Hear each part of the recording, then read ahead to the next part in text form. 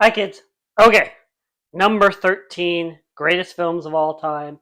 It's another Akira Kurosawa film, Seven Samurai from 1954, directed by Akira Kurosawa. Once again, edited by Kurosawa. Again, I don't think he gets enough credit for his editing, both in Rashomon and in this. Kurosawa, his shooting style for Seven Samurai was not traditional. He didn't have shoot a lot of coverage. He pretty much knew what shot he wanted to get, went in and got it, which takes a lot of planning. Um, but for like the battle scenes in this, he would have three different camera units, um, just because of the challenges of the choreography and repeating things for the battle scenes. I think they shot them in like February and rain and stuff, so it was pretty cold shoot. Didn't want to do that too many times. Um, so yeah, and that takes a lot of planning too because you have to know where each camera is at each point, and you don't want to film the cameraman.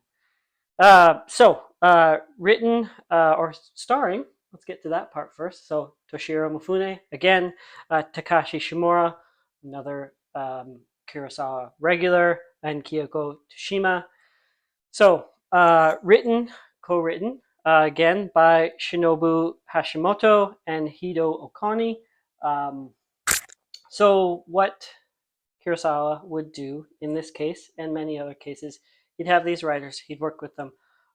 One of them would be sort of the dialogue guy, and the other one would be the story structure guy. So Kurosawa sat down with them, and the idea was to make a movie about the day in the life of a samurai. So they went through, made the characters, dialogue, whole shebang, wrote it, and then Kurosawa looked at it and decided, nah, don't like it, throw it out. So they basically threw out the whole screenplay that they just wrote. While doing research, Kurosawa had found a few stories of farmers hiring samurai for protection. That was more interesting. So, based the new screenplay, went back to work, rewrote everything based on that. Originally, it was six samurai. This was going to be six samurai. Uh, Kurosawa came up with all six of the characters, and then he handed it off to the other two writers, one of them to come up with the dialogue, the other one formed the story. So you can have, we've seen this lots on this list, you can have multiple writers, just like Casablanca.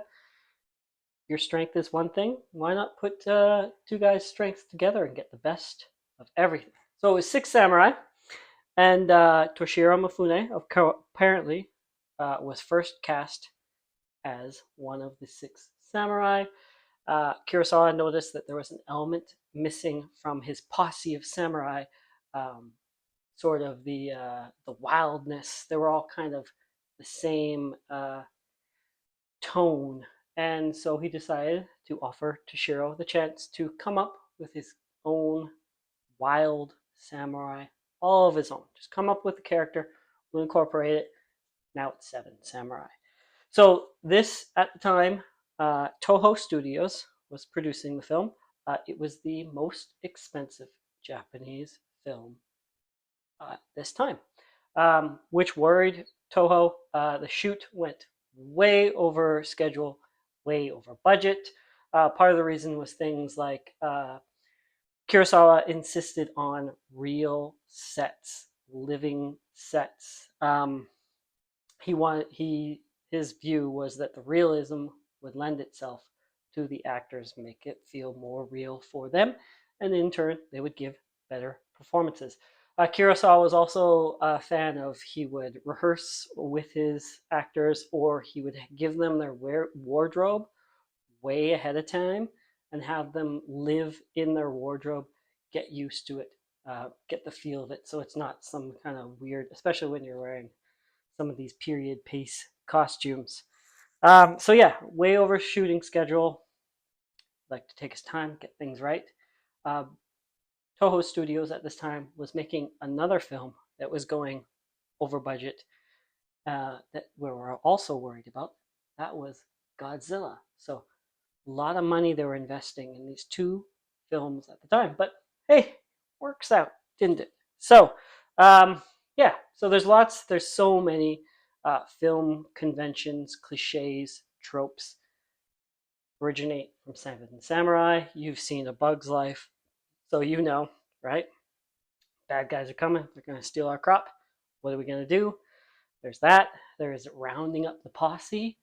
There's no Ocean's 11 without Seven Samurai. Anyways, it's on this list. Number 13, BFI 2012 list. It was number 17 on the critics list, number 17 on the directors list. They agreed.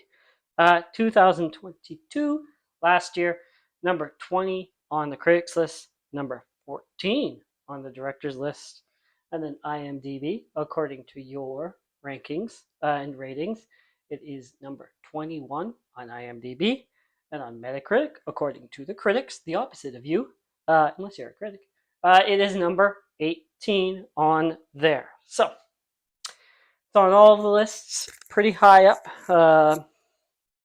What 20th is the 21, the highest out of all those, but it's not an American film, so no, not on the AFI.